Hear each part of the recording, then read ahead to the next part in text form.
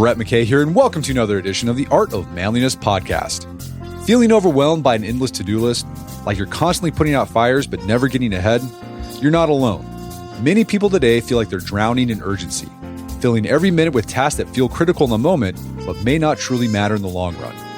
Here to help us understand how to escape this cycle is Matt Reynolds, a strength coach, business owner, and the author of Undoing Urgency: How to Focus on What Matters Most.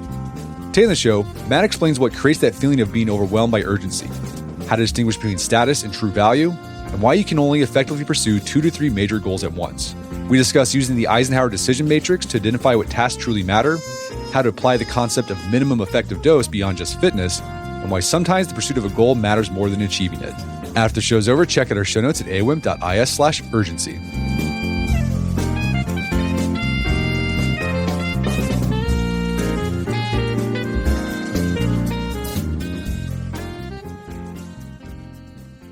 All right, Matt Reynolds, welcome back to the show. Hey man, thanks for having me. It's been a while. It's been a while. I was looking back. It was August 2022, the last time you were on the show. Man, that's my how time flies. Time flies. So yeah, you are my friend. You're my barbell coach, and we've had you on talking about strength training. Bringing you back on because you got a new book out called Undoing Urgency, where you take readers through the lessons you've learned as a business owner of Barbell Logic, a father, you're also a church leader, so you're a busy guy. And it's about how people can reduce the amount of urgency in their life. So before we get into the nitty gritty of this, let's talk about definitions. What do you mean by urgency? Yeah, so first off, honored as always to do the podcast. Thanks for having me. You know, when I started to write this book, I started to think about if somebody asked when I was a kid, my dad or probably your dad, like, how's it going? Like, that's a question that's the kind of standard greeting. Like, hey, how's it going? Hey, Brett, how's it going? You know, when we were kids, everybody said good or fine or whatever. And now everyone says busy. How's it going? Oh, it's busy. So busy. Holiday season, busy. It's also busy. And I've started to realize that we're all just drowning in urgency, right? And so the concept here is that we filled our calendars at this point to the absolute max depth, most of which are filled by urgent things that feel like they're hanging over us and have to be accomplished right now. But ultimately, if we think about it, they're not really that important. And what often happens is that urgent crowds out the importance. And so that those important things that really matter, that's what we want to be able to spend our time on. But instead, what we end up doing is we have all this anxiety-inducing urgency in our life. Like, we have to get this done and we have to get this done. And so when we have this never-ending task list that must be done, and we feel like the only person who can do it is us, that's urgency. And that's a problem. And so I think one of the big focus there is we have to figure out how to undo that urgency, how to deprioritize at some point.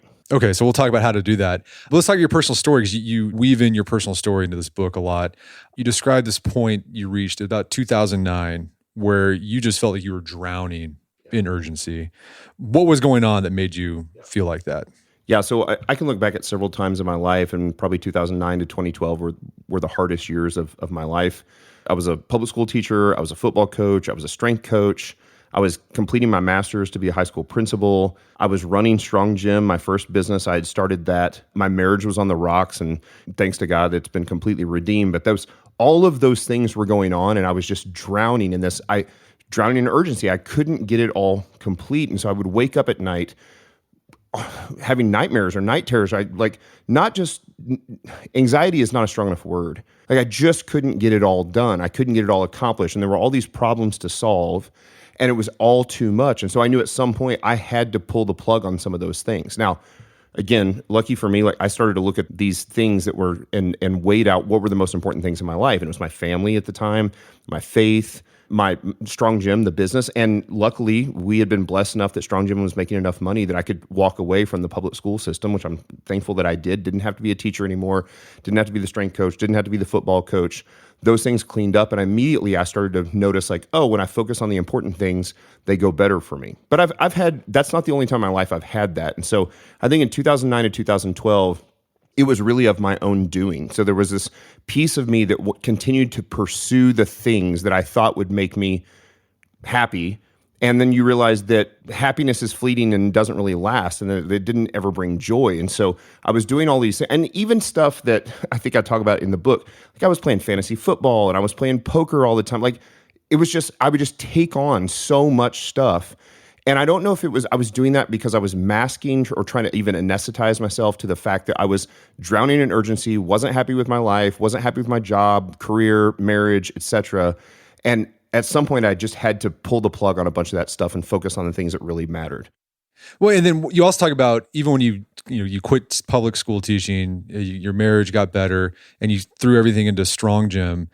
Things got better, but the urgency, other stuff, it reared its ugly head again. It filled up again, right? Yeah, and you were even doing you had all these systems in place, That's right. standard operating procedures, and you were still feeling overwhelmed. Yeah. So the interesting thing is, if I go back to that very first time, that 2009 and 2012, I was in some self-destructive behavior in those days, and then as I pushed forward into Strong Gym and really invested in the things that I thought were very important in my life, again, family and the business and my faith and my health and my strength and all those sort of things, everything was fine for a while.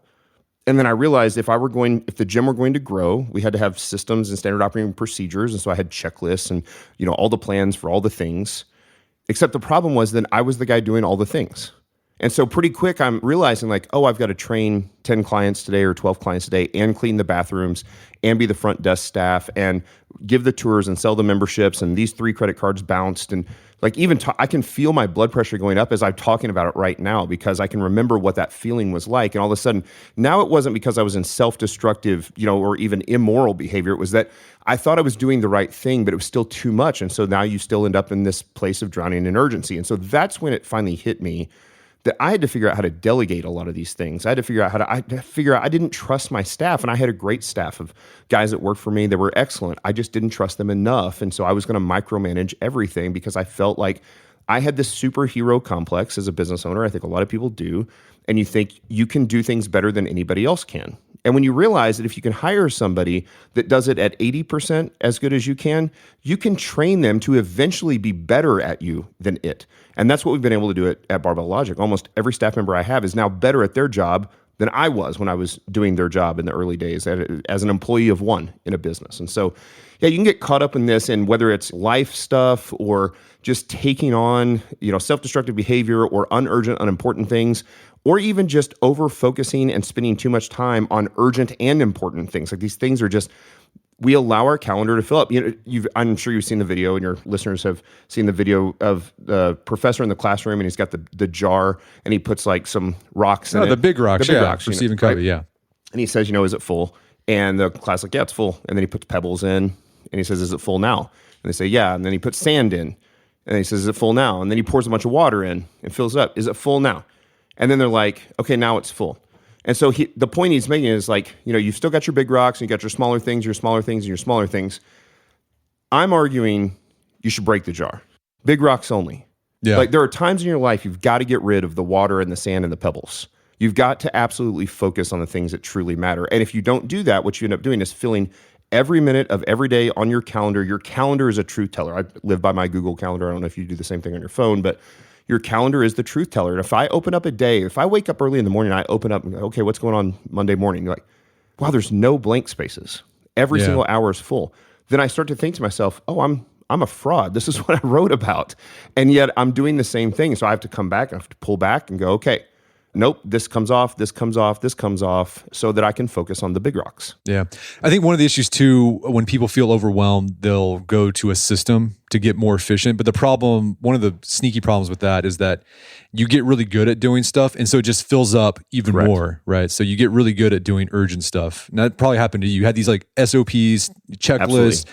and all it did, you got stuff done, but it allowed you to do more stuff. Right. Ultimately, the goal would be to get the work done more efficiently so you can focus on the important stuff. Right, yeah. So instead of filling your calendar with more stuff, you fill your calendar with important stuff. Again, family, faith, fitness, whatever that thing is. You mentioned earlier that when you were in this period, 2009, 2012, and even after 2012, you had this drive, this ambition to be awesome, have a great successful business, etc. When you talk about in the book that one of the key takeaways or one of the shifts you had to make in your life was understanding the distinction between status and value. Yeah. Walk us through that.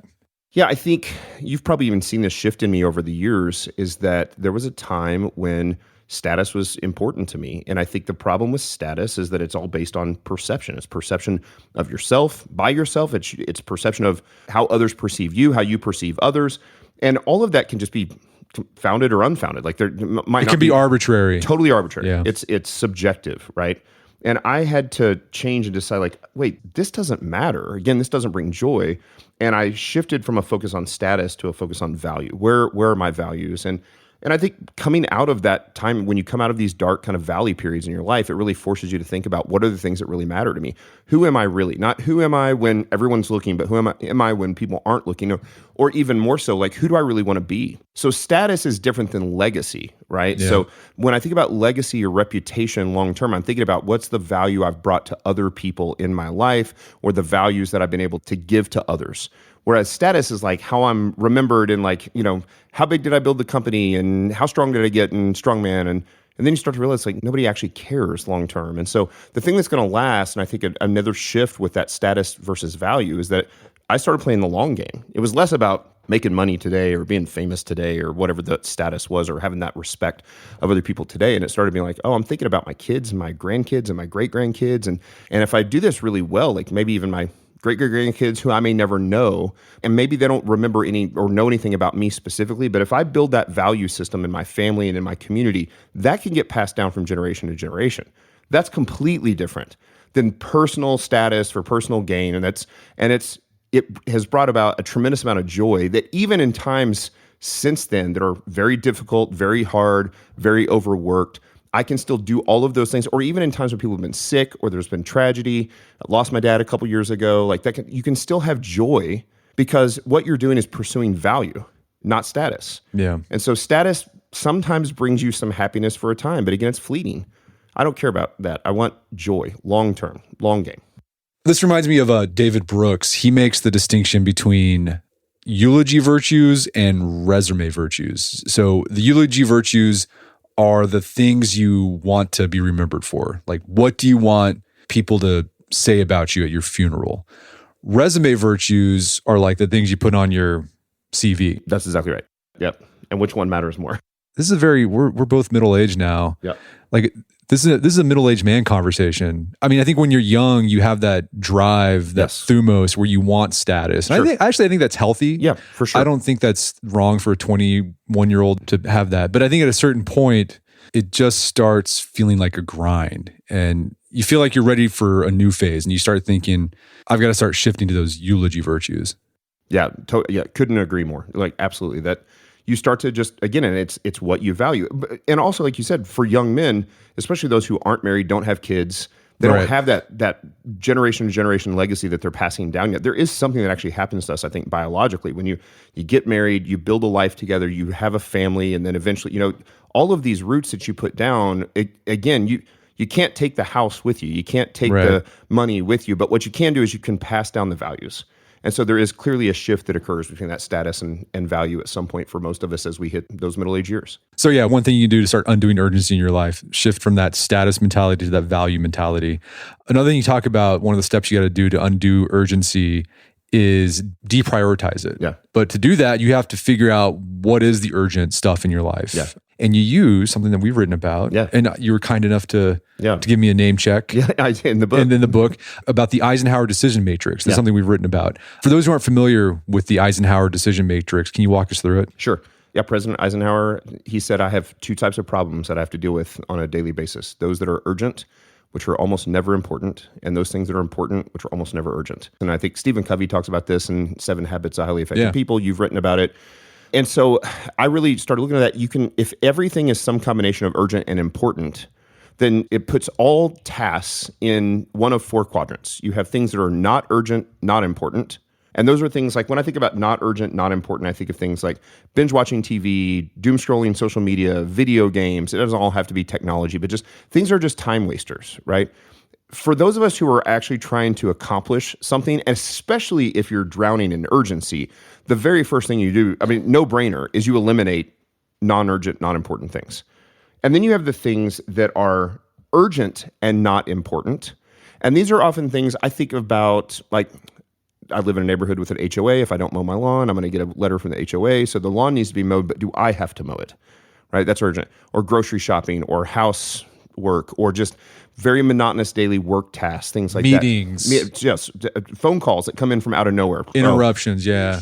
Can't stand those, right? Those Yeah. interruptions. So what we want to do then is we want to automate or delegate those things. We want to give those away as much as we can. And I get it. For some listeners, it's not always possible to hire somebody to mow your lawn or to go get but groceries are an easy one, right? So now anybody can have their groceries delivered for almost nothing.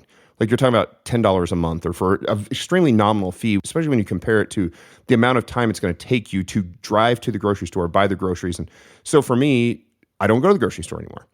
And I've got a teenage daughter who fills my truck up with gas. Like I pay her, that's one of her chores. So I pay for the gas, obviously, and then she goes and takes it. And when they're new drivers, they're often excited to go put gas in the car and take it up the road. So we delegate or automate those things that are urgent but not important. And then that takes us to the quadrant that is the urgent and important things. And for business owners and busy people, executives, upper management sort of people, this is really where you drown. It's in the stuff that really does have to get done. It's important work. It's urgent. It's deadlines. These are, for me, it's online coaching. I'm still an online coach. I wake up every morning. I do online coaching. I answer emails. There are decisions I have to make in the business every day as a CEO that if I don't make that decision, the business stops in that sector. And so I have to make those decisions. Project management, all those sorts of things. All of those things, I can batch answer emails and texts and phone calls and things like that. The key to those urgent and important things is total efficiency, undistracted efficiency. Because what I'm trying to do is I do have to do that work, but I want to do that work well and quick and not make it take all day. And I don't want to get bogged down with distractions. So I turn off all the notifications on my phone, all the notifications on my computer. If I do those things well, if I eliminate the non-urgent, non-important, if I delegate and automate the things that are urgent and not important, and if I work very efficiently at the things that are urgent and important, it opens up my schedule. It opens up the bandwidth in my life to focus on the things that are the most important, but almost never actually urgent. So your own health and fitness, your relationship with your family, relationship with good friends, your spiritual disciplines, your whatever those things are that are the most important thing. And the most important things to me may not be the most important things to you or to your listeners. But once you've identified those things, I want to spend my life doing as much of that as I possibly can, not being bogged down in the other three quadrants. And so that's the Eisenhower matrix. And that's how we start. So we deprioritize those things that are unimportant so we can focus on the things that are more important. Yeah. And that takes you have to be brutally honest with yourself when you're trying to figure this stuff out. So you might think, oh, well, this is important. Well, maybe not. Right. Yeah. That could be hard. Any advice there in figuring that out? So the very first thing I do, and we talk about it in the book, and sometimes it's a painful exercise, is to just make one big master list of all the tasks you have to do on a daily or weekly basis. And that thing may be 100 things long. And then you need to take a few minutes, and you only have to do this once. You take a few minutes and you assign each one of those things to a category. Like, is this urgent, important, non-urgent, important, whatever the thing is. Then once you do that, you take all the things that are not urgent, not important, and you get them off the list and you stop doing it. And you take all the things that are urgent but not important and you figure out how to delegate those things, right? And you just go down the list. And so then you go, now how do I focus on these things and get the most done in the least amount of time? And so that's the focus on the urgent and the important. And then it will become very clear to you when you start to look at the things that are the most important things, that often it'll come with a sense of guilt a little bit and go like, oh, I'm not spending the time that I should on these things. And that is often a great way to start. And those most important things have to constantly tie back to value, to the values that we talked about earlier, to your own personal core values, which again can be different for different people. But ultimately, those important things have to tie back to the things that are most important to you, where your core values lie. Yeah. Our mutual friend, Scott Hambrick, and your former podcast host, he has an interesting tactic to help you figure this stuff out. It's just like, don't do anything on your business for like 2 weeks, and then see what breaks. Yep. And if nothing breaks when you stop doing it, like, oh, maybe I don't need to do that. Yep. I think a lot of stuff we think we have to do it. Yep. Probably don't have to do it. Yeah. So another thing I learned from Scott, another shout out to Scott, was that, so I do a daily task list every day. I get up, I do it on my notepad on my phone. You can actually add little check boxes. So when I do it, it checks it and moves it to the bottom. And so I have this checklist, and at the end of the day, whatever wasn't done, I just copy and paste that in for tomorrow's checklist. And Scott says, if you go 2 weeks or 3 weeks, and the things that you thought you needed to do keep getting pushed to the bottom and never get done, maybe they should get pulled off the list entirely. You don't got to do maybe it. they're not really that important. Right, they're not that important. At least not right now. So yeah, I think the Eisenhower decision matrix is a very powerful tool to help you figure out what stuff you can drop, what stuff you could delegate, and what stuff you need to focus on. One of your core principles in your weight training philosophy, we've talked about this a lot in your coaching of me, but also your business philosophy and just personal philosophy, is this idea of voluntary hardship. How do you define voluntary hardship, and how is it different from like needless self-flagellation? Yeah, I like that. Voluntary hardship is just the process of choosing hard things that no one else is going to make you do. Like you're choosing the thing. That's what makes it voluntary, right? But it also has to be choosing hard things that bring you value. And this is where the self-flagellation thing, like, if I'm Luther and I'm literally beating my body with the belt, Aren't you a Lutheran? You're just, I'm Reformed, Okay. and I do love Luther, but I'm not going to hit myself with a belt or a whip. I mean, it's right. So there are things we can do that just bring about more suffering and pain, which is sort of ridiculous. That's why I think we want to make sure that there's value always to those things. Now, I think Luther would probably argue that he thought that there was some sort of value there in beating his body into submission. For me, the voluntary hardship, the key there is about voluntary hardship is when we choose hard things for value. It is a refining process to us. It makes us better people. It makes us better men. It makes me a better business owner, husband, father. Like everything gets better when I do these things. And here's why. Because involuntary hardship is not guaranteed to refine. And we know that we're going to have to face involuntary hardship. How do we know that it's not guaranteed to refine? Well, because guys go to prison and most of the time they don't come out better. Right. Sometimes they do, but most of the time they don't, right? Sometimes people get cancer and they get jaded. Sometimes they get cancer and they beat it and they come out stronger and more healthy and more mentally tough. When we choose a voluntary hardship, what we're doing is we're better preparing our bodies, our minds, our souls, our social skills, our emotions to handle things that are hard. Nobody's going to make you put a bar on your back and squat heavy weight. You have to choose that for yourself. Even if you have a coach, I can't make you do that. You're in Tulsa, I'm in Springfield, but you have to walk out there and do it on your own. And that there is something that's like feels very accomplished about that. And of course, there's all sorts of benefits that we've talked about in previous podcasts of strength training that you'll get this physical benefit from. You'll become more resilient and less vulnerable to injury and things. But I would argue that the actual hardship of squatting actually makes you tougher mentally, emotionally, socially. For me, when I don't train, I am not as nice of a friend. I'm not as good of a boss. I'm not as great of a dad. And so there's a tremendous stress reliever for me when I train. But training isn't the only thing that's voluntary hardship. Sometimes, and I think often I would guess that a big percentage of your listeners train and do some sort of physical hardship, whether that's squatting or running or mud runs or whatever the thing is. You know what's a lot harder a lot of times for us is having the hard conversation you don't want to have. Yeah. But you need to have it. With a family member, with a friend, with a church member, with an employee, with a boss. And that's just another thing that we have to choose that. And often people will go their whole life running away from that thing that is hard, that they let fear, like I'm too scared to put a bar on my back and squat. I'm too scared to have that really hard conversation. But those are the things that every time I have that awkward conversation or I squat that new PR, I'm a little better apt to handle the next hard conversation. Or the next time I put heavy weight on a bar, I go okay, I've trained myself to know what this feels like to put this heavy weight on my back, or to put this heavy weight on my soul, on my emotions, to have a hard conversation that I don't really want to have, but I'm going to have it because I know it's good and I know it'll bring value. Then when you get hit with the sickness, with the cancer, with the job loss, with the lawsuit, with whatever, you're better apt to handle it because you've trained your body up and it understands how to do hard things in general because you've done them voluntarily. Yeah, and it sounds like important things are often hard things. Most a lot important of times, things yeah, really hard. And I think oftentimes urgency can become an addiction because it's often really easy to knock that stuff out. I notice when I want to procrastinate, it's the procrastination effect. I start going to email and I just kind of look at my task list. What's an easy thing that I can do?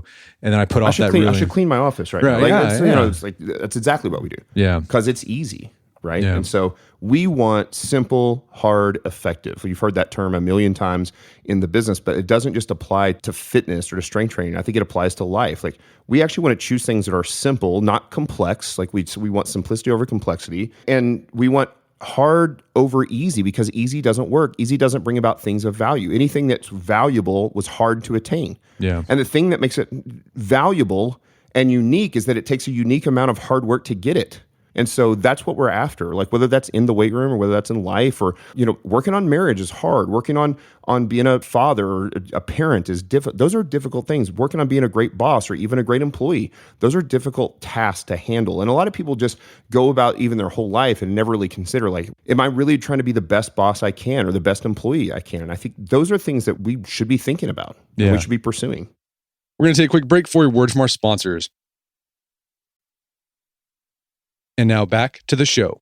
Another one of your core principles that you applied to your life, and this comes from strength training. One of the things I love about strength training, barbell training, is how viscerally it teaches you a lot of these principles you talk about.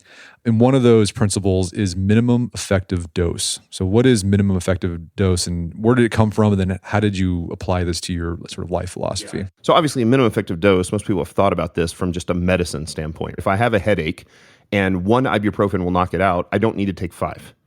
And if it doesn't, if one doesn't knock it out, then maybe I need to take 2. But so the goal there is that we want to take the minimum effective dose. So it's minimum dose, but it also has to be effective, right?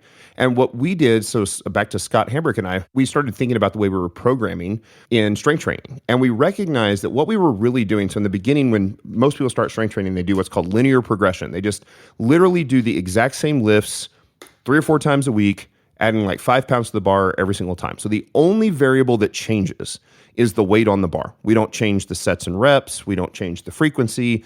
All that stuff stays the same, and all we do is change the weight on the bar. That is nothing more than the scientific method. Changing one variable at a time, testing the hypothesis. If I'm able to keep putting 5 pounds on the bar, then I know I'm making progress. And then at some point, you can't put weight on the bar anymore, or we'd all squat 1,000 pounds. At that point, another variable has to change. And so we recognized that what we were doing over time with clients, and certainly you were one of those clients, was after linear progression, what's the next change that I make? Do I add a little volume? Do I add a little frequency? Do I take people from sets of 5 to sets of 3? But I don't do all 3 of those things at the same time. I still just do one. So then as I got into the business and the business continued to expand and grow, you start to realize, oh, hold on, same thing. What I'm looking to do in business, and this is actually talk about visceral, this is actually visceral to me right now. We have some challenges in the business we're trying to solve right now. And I'm thinking to myself, I'm leveraging this minimum effective dose concept to say, okay, what are the things that we can do that take the least amount of work, effort, friction, etc., for the most ROI? That's what I want to do. And so that's the concept of minimum effective dose. And here's what happens when you don't do this well. Often people, when they're trying to change a habit, and we can use fitness again. So I want to get strong and look great and put on muscle and lose fat, all these things. And so they throw the kitchen sink at it, right? So I'm going to train 6 days a week and I'm going to run 2 miles every day and I'm going to eat carnivore. I'm only going to eat protein and no carbs because I have to lose the fat. And I'm going to it's completely unsustainable. Now this is really important too, because you wrote an article years ago on the relationship between motivation and discipline. Right. And I talk about this in the book as well, because I really learned a lesson from this, is that white knuckle discipline, I think, is often required to start a process, but it is completely unsustainable long term. If you want to get in shape and you start doing fitness, and it might take some white knuckle discipline to get up and go to the gym the first couple days, the first couple weeks. If after 2 months or 6 weeks, you still hate every second of going to the gym, it is not going to last. What will tend to happen is if you take white knuckle discipline, some sort of discipline, and you're doing the thing for value, for a good, for a what you would consider a virtuous reason, what I've found almost always is that discipline turns into motivation. You start to enjoy the workouts. You start to enjoy the eating habits of healthy. You lose the taste of sugar. You lose whatever that thing is. And all of a sudden, it doesn't feel like discipline anymore because you're motivated. If you continue to ride that motivation actually just turns into habit. And you're neither disciplined nor motivated. It just is what you do. It's the same thing as putting on your shoes in the morning. It's the same thing as brushing your teeth every day. You get up, you train. You get up, and I wake up every morning at 3:30 or 4 every single morning. I don't set an alarm. Let me be clear. I really probably wish I didn't wake up that early. Except deep down inside. Okay. I don't take a picture of my watch at 3:35 in the morning. I post it on Instagram. Right, yeah.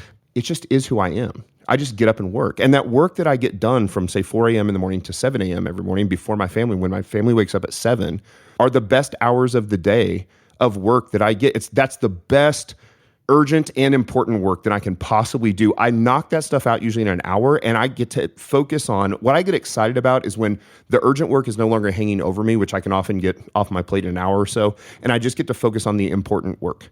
And that is how we address this concept of discipline, motivation, and habit. And minimum effective dose is the way we get there, one little step at a time. So that one step at a time is, again, simplicity over complexity, simple, not easy, right?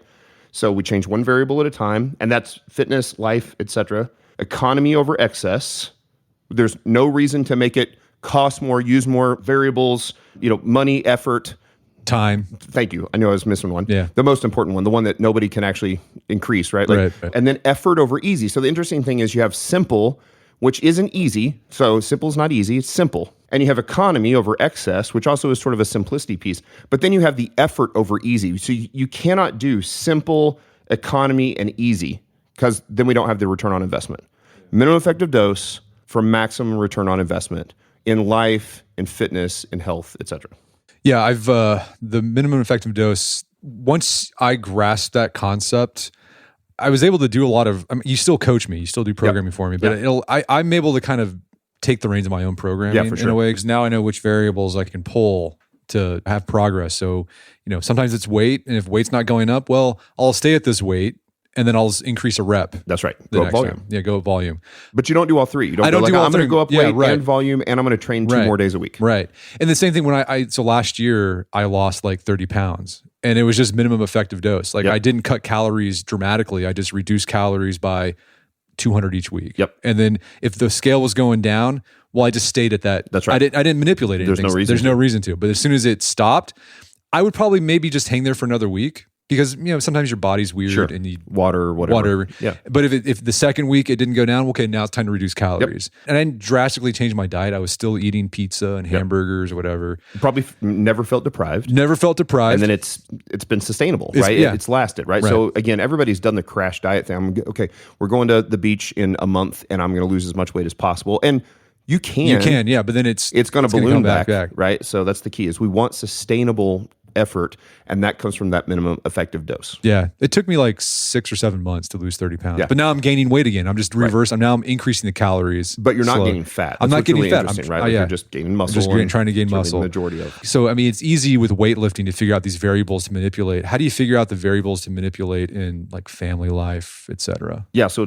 it comes back again. It's in weightlifting. It's load, or like heaviness, intensity, volume, frequency. There's a few others you could throw in there. In life, it comes back to what we taught. It's time, effort, money. Right. And so you start to look at it and you go, okay, like what levers can I pull? And this will depend on this again, where I think some of it will change based on where you are in the course of your life. So when you're 19 and you're broke, you don't have any money. Right. But you got plenty of time and lots of effort. Yeah, lots of energy. Lots of effort. And as you get older and maybe you have less energy, and at least in the grand life scheme of clock, you have less time. Yeah. Or you would consider your time more valuable, and maybe your time actually is more valuable from $1 per hour. You're 19 years old, you're making $12 an hour, and when you're 45 years old, you might be making $200 an hour, right? Well, at that point, then it's a no-brainer to hire the person to mow your lawn. Then it's a no-brainer to hire the housekeeper to come in and do the floors once a week or once every 2 weeks. That's what we do. We look at these 3 primary resources of time, effort, money, and we figure out how to leverage those resources in a minimum effective dose way that is based on, one, what resources I have available, and which ones I'm willing to give up and spend. And then I lay that out one piece at a time. So in the same way that you might add a little bit of weight, a little bit of intensity, a little bit of load to a barbell, you might decide to spend a little more money on a thing in order to gain back some effort, to have to put in less effort. I can delegate out the thing. It always works that way. So it's exactly the same thing with life as it is in the weight room. Yeah, I like that. So over the years, you developed a system to manage your business and life, and you call it the game plan in the book. Yeah. You got an acronym. I know, right? If you have a business book, you got to have an acronym. That's right. It's the game plan. GAME is an acronym for goals, actions, metrics, and execution. So let's talk about the goals part of this first. Sure. What's your approach to goal setting in life? And maybe talk about how has barbell training influenced your approach to goals? Yeah, thank you. So first off, I won't tell the whole story for lack of time, but this was originally kind of built off of another business concept called OKRs, Objectives and Key Results, which sounds even worse and more businessy and more, gross. And so my team, while the concept was excellent, my team didn't pick it up very well. And when we moved, we started to realize that what we're doing is we're trying to set these goals in the business and accomplish these goals. perform the actions that will help us complete the goals, have measuring sticks to measure whether we're actually moving the right direction, and then are we executing on that on a day-to-day basis. For goal setting, it all comes back to values. Now, here's the problem. People want to set too many goals. You can really only work on 2 or 3 major goals at any given season of life. You can't do 20. This is where you have to understand the concept of deprioritizing. Yes, everybody wants to get rich, famous, strong, lean, jacked, incredible family. Like, pick 2 in any given time, because you just can't. You can't give up all of yourself to be able to do that. Then you drown in urgency. It's unsustainable, and you end up in burnout. And so for us, we look at, in my life, we often sit down, even as a family, fairly often. My wife and I do this at least once every 3 or 4 weeks, and we sit down and like, okay, what do the next several months look like? What do we want them to look like? What are the most important things that we accomplish as a family? What are the things that we're doing in our church? What are we doing in our health and fitness? Like, what are the plans for meals and cooking? Who do we want to have over? What guests do we want to have over? Do we want to take any vacations? We look at those things, and then we pick the 2 or 3 things that are the most important, and we set those goals. Okay, we're going to work towards this thing, or we're going to work towards going on a vacation to Mexico or something, and we work towards that goal. Once you identify what those most important things are, and you can relate this back to strength training, you can't get stronger and put on a whole bunch of muscle and lose a whole bunch of fat and get really lean and do a bodybuilding show all at the same time. And run an endurance event. Right. Yeah. Absolutely not. And so you have to pick things that are going to support each other. So you could say, well, I want to increase my strength by 10% over the next 3 months, and I want to increase my muscle mass by 5% over the next 3 months. That's doable. You can do that. But to say, I want to increase my strength by 25%, and often we pick goals that are just ridiculous, while also losing 20% body fat, like, that's just not going to happen. So what I'm trying to do is pick the goals that are the most important to me, and it forces you to choose, both at the goal level and then moving on to the action level. Once I know what my goals are, I have to choose, on average, 3 actions that are output actions that will support that goal. And what I mean by output actions is it can't just be a task. It has to be at the end of the time period of the month. You should be able to ask yourself, did I or did I not complete this thing? And you should be able to answer yes or no. And if you have 3 actions that support each goal and you've planned this well, then you can pretty much guarantee that if you complete all 3 actions, you will have met the goal at the end of that time period. That's the idea, right? And so then you can go from there and go, well, now what are the most important things to measure? So for you, when you were losing weight, did you look at just body weight on the scale? Did you look at scale and waist? Yeah, I did. I weighed myself and did some like body fat percentage measurements, right? Yeah. And what we'll often do is we'll look at performance. So let's say for body fat or body composition, we'll look at the scale weight. We'll look at waist measurement. If we've got a good access to actually measuring body fat, certainly we can do that as well. But we also want to look at performance. And so for us, can you lose weight too fast? Of course, you just like you can, and it's unsustainable. If you lose weight too fast, guess what happens to performance? Goes down. It crashes. Well, for almost everybody that's hired us, they want performance matters. Like, so they know they're probably not going to set any massive PRs while they're losing a bunch of weight, but they also don't want to cut their strength in half, right? Yeah. So that's how we leverage the metrics to support the actions that support the goals. Gotcha. This is going back to goals and goal selection. I think this requires, you kind of alluded to it a bit, knowing what you really value. That's right. I think a lot of people, they set goals because they think they should set those goals, but they actually don't want those goals. And if you don't want the goal, no amount of systemizing or whatever is going to help you accomplish that goal. That's right. Like, you have to want it. These are back to it's the big rocks. Yeah. And are they real? Are they the actual thing that you want? And by the way, think how many times in our life that we've thought we've wanted a thing, that we've pleaded and prayed for a thing like, oh, just give me that job or let me land that big contract or do that. And then you realize like, oh, I actually wouldn't have wanted that. Yeah. That would have been worse for me, right? And so... Because you're probably paying attention to status. You're like, oh, absolutely. Wow. That's because it becomes a status symbol. It's more money. It's more status. It's more whatever. And so, yeah, you've got to sit down and decide. There are always 25 or 30 things I would love to be doing in my life, but I have to focus on the 2 or 3 that actually matter to me right now. And as I get those things into a good balance point, like you're lean and you're pretty strong right now, your primary goal right now is probably not getting lean because you've kind of already accomplished getting lean. Yeah. And now it's just kind of you're just maintaining that because you hit the goal. Right. So now you get to focus on the next thing, which, maybe is getting stronger, or maybe it's more conditioning. Whatever is important to you is the thing. Same as in life, right? We look at, okay, what's the major goal we need to have as a family? Do I need to take my wife out on a date night once a week? Do I need to spend more quality time with her? Do I need to spend more quality time with the kids? Do we need to spend less time at all the ball games every single week? Like, do I need to, make my kids choose one sport at a time instead of 6 sports at a time, whatever the thing is. You start to identify, like, what are the things that we need to do to make our family healthy, to make myself actually healthy, fitness, like to improve my spiritual disciplines, to like or for me, a lot of times just to improve the business as a CEO, not as an in the trenches, just getting daily monotonous tasks done, but what are the big rocks that we have to focus on?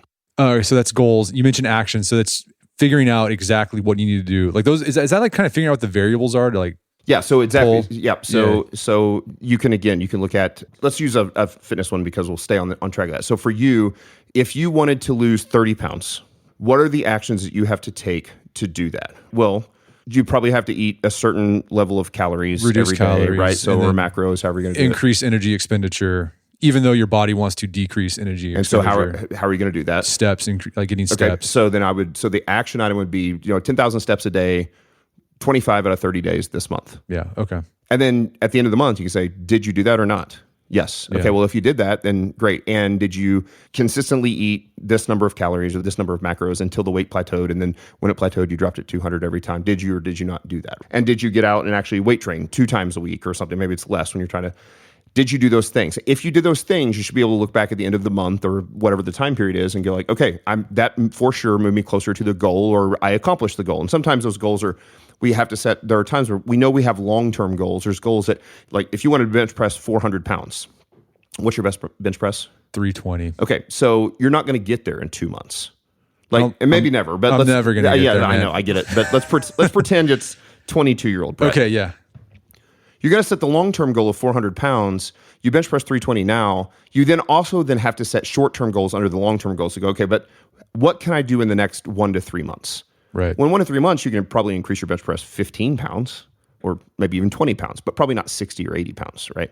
And so the goal there is to make sure those goals are manageable and they're time constrained, they're testable, they're quantifiable, they're objective.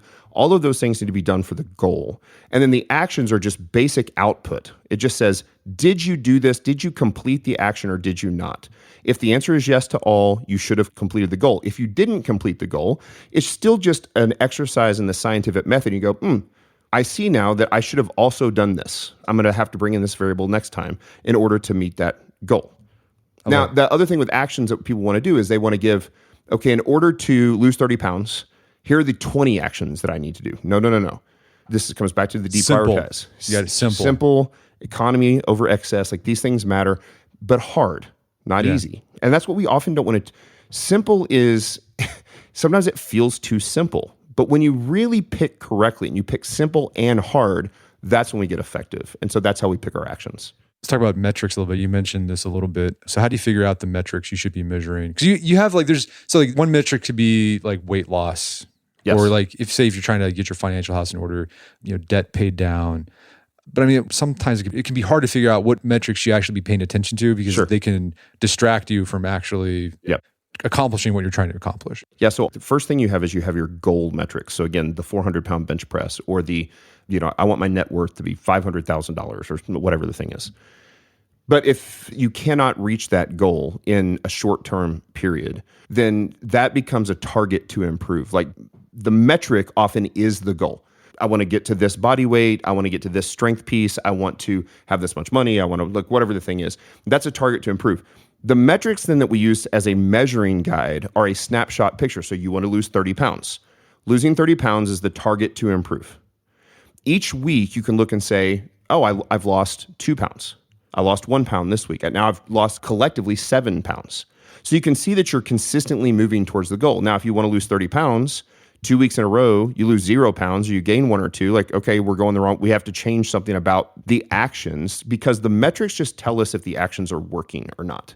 So this is where I don't actually have to wait until the actions are completed to find out if I reached the goal. I can actually, along the process, go like, if I'm doing all the things I say I'm going to do and the metrics are not moving the right way, then I have the wrong roadmap. I have a roadmap that is taking me to Indianapolis, but what I really want to do is go to Denver. Yeah. And I'm like, I've got to change the path. The path is wrong. How do you figure out metrics for like more kind of squidgy things? Like, you're talking about, an important thing in your life can be spirituality, spiritual disciplines. Like, how do you figure out metrics for that? Like, how do you know, like, it's not like a data you could check. Oh, yes, I'm closer to God. I'm closer to God, and I'm about to have the beatific vision right now, or whatever. So how do you figure that out? No, that's a great question. This is the place where I think it can be dangerous to pursue the metrics for the sake of the metrics, right? And this is where I think a lot of people fall into, you don't want to use the metrics just to be something that checks the box. So if it's a spiritual discipline and you want to progress in your relationship with God or whatever the thing is, like you could say, well, I'm going to read my Bible every single day for 20 minutes every single morning, and I'm going to pray, and once a week I'm going to fast, and those are all good things. And we do this all the time. We take good things and we put them up on a pedestal, and then we miss the forest through the trees. And you realize, like, oh, wait, I didn't improve my relationship with God, or I didn't improve my relationship with my wife, even though I bought her flowers twice a week. That doesn't guarantee that you're going to. So you have to be careful with the metrics. You have to make sure that the things that you're doing are, again, coming back to value for the right reasons, the big rocks, the things that you actually want to accomplish. And it can't be about, and this is a real type A problem that I can get into because I'm a type A guy, it can't be about checking things off the list. Yep, read my Bible today. Yep, had my protein shake this morning. Yep, finished my workout, did my cold plunge, all this stuff. And in the end, you're like, I'm miserable. Yeah. And I'm still drowning in urgency because what I ended up doing was setting a checklist up of a million things to do. And the only way I can get some tiny little dopamine hit is if I get all of them done. Only what ends up happening is you don't get all of them done. And then you feel like a failure. Now you're not closer to God. You're not in better health. And you feel you're like, I'm not focused on the right, most important things. Yeah. I'm just checking the boxes. So the goal there with the metrics is that they have to be an accurate measuring tool for what you're trying to do. And obviously, emotional, social, spiritual, those things are far harder to test, right? But you can still create habits. Like, there's habits you can do that you can create that shouldn't move you in the wrong direction for that. Yeah. And then the key, I think, is just to be authentic. Like, don't just do it to do it. Don't just do it because you think you should, but do it because you authentically care. Like, do you really want to get healthier? Do you really want to grow closer to God? Do you really want to get closer to your wife or children? Like, do you really want to be a better boss? Like, okay, well, then what are the things you need to put in place? Or do you just think you should, or you hear you should, or people are like, I think you're not that great of a boss. And you're like, oh man, I should. Like, if you don't really care, you're not going to accomplish the goal. Okay. Let's talk about the E for execution. What's that all about? The E for execution is just the simple daily tasks that you do that make up, so where you've got 2 to 3 major goals, 3 actions that support each one of those goals, and then, a metric attached to each action or each major goal. The execution list is the daily task list that moves you closer to completing each action. And the thing that is important about that, and this depends on what genre we're in, I don't want to delegate out my family life. I don't want to delegate out my spiritual life. But there's a lot of stuff in business and housework and keeping up with the house and all the stuff that we have to do, the oil changes in the car, the things like that. That stuff can be delegated. If I do this well, I can actually write those systems and standard operating procedures.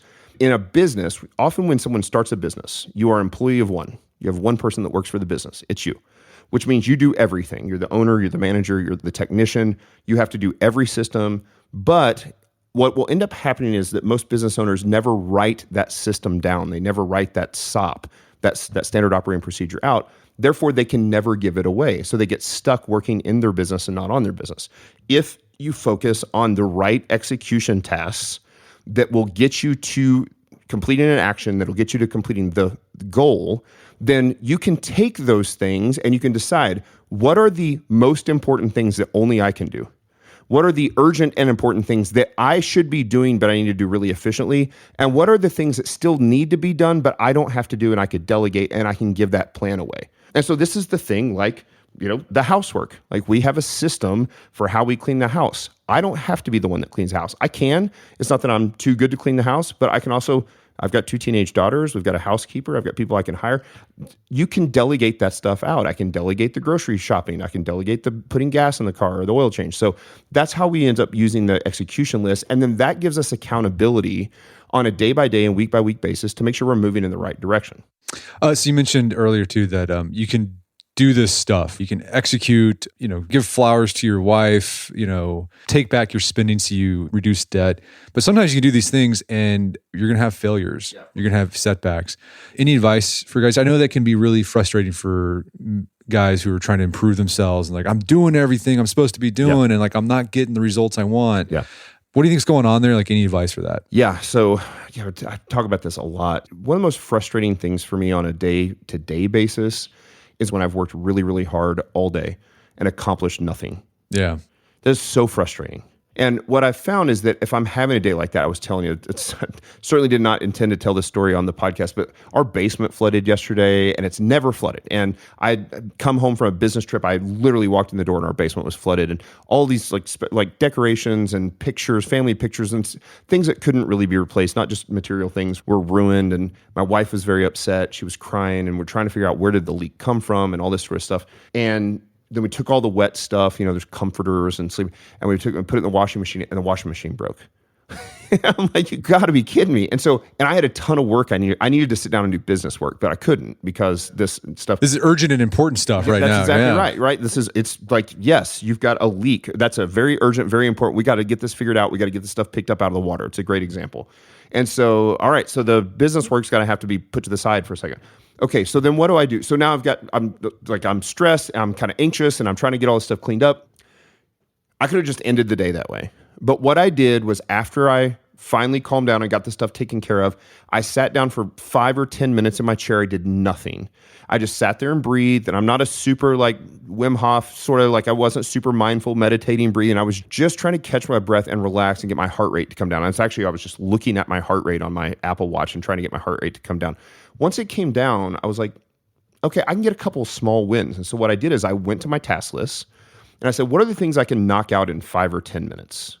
And I knocked out about 4 of those things. And so at the end of the day, while I didn't get any of the big rocks taken care of yesterday, because I certainly didn't know that the basement was going to flood or that the washing machine was going to quit working or whatever, I still got to end the day on small wins. So the first thing I would say is, like, it's really important to try to end the day on some small wins if you weren't able to accomplish some things. And this happens all the time in business or major challenges. You come up against these roadblocks that you don't know are going to happen, these massive speed bumps. You run your head into the wall over and over and over again and have to overcome that challenge. And then another that presents another challenge, and that domino falls on another challenge. That can be very, very frustrating.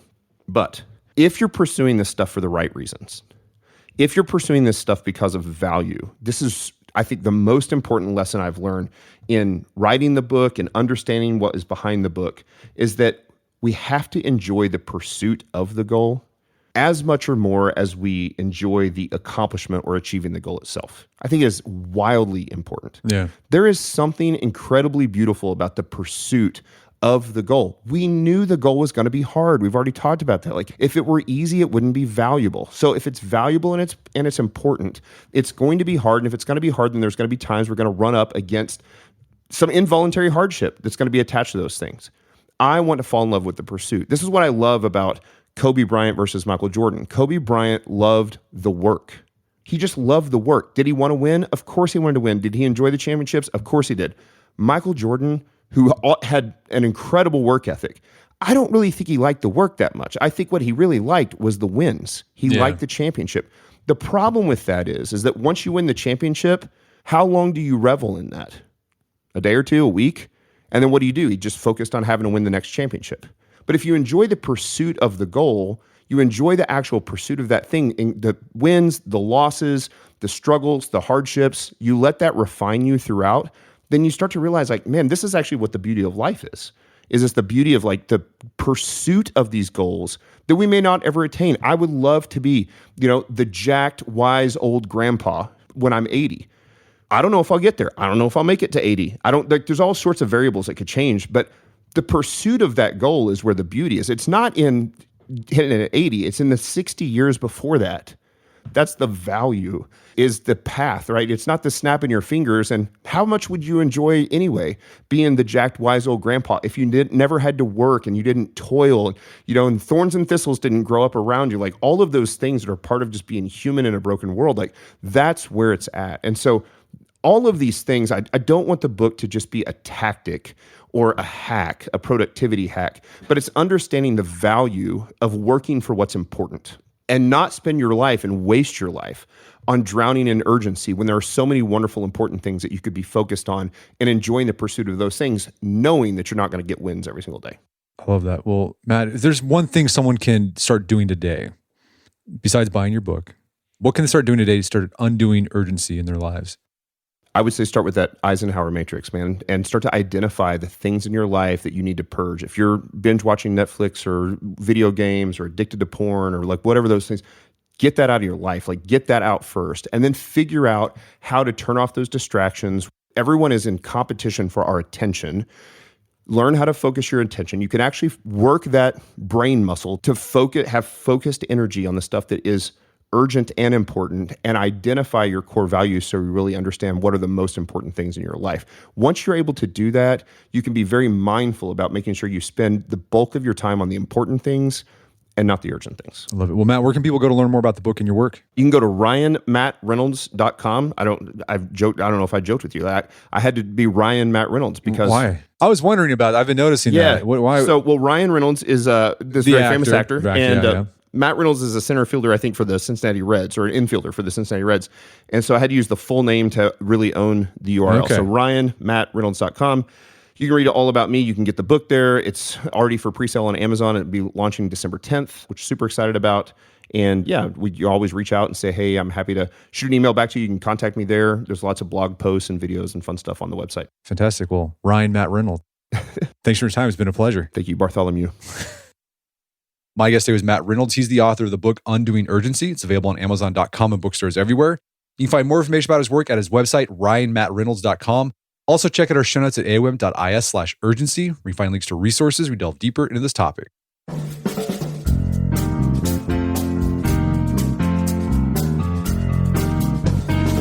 Well, that wraps up another edition of the AOM podcast. Make sure to check out our website at artofmanliness.com, where you find our podcast archives. And while you're there, sign up for our newsletter. We got a daily option and a weekly option. They're both free. It's the best way to stay on top of what's going on at AOM. And if you haven't done so already, I'd appreciate it if you take 1 minute to give us a review on Apple Podcast or Spotify. It helps out a lot. And if you've done that already, thank you. Please consider sharing the show with a friend or family member who you think gets something out of it. As always, thank you for the continued support. Until next time, it's Brett McKay. Reminding time to listen to AOM podcast, but put what you've heard into action.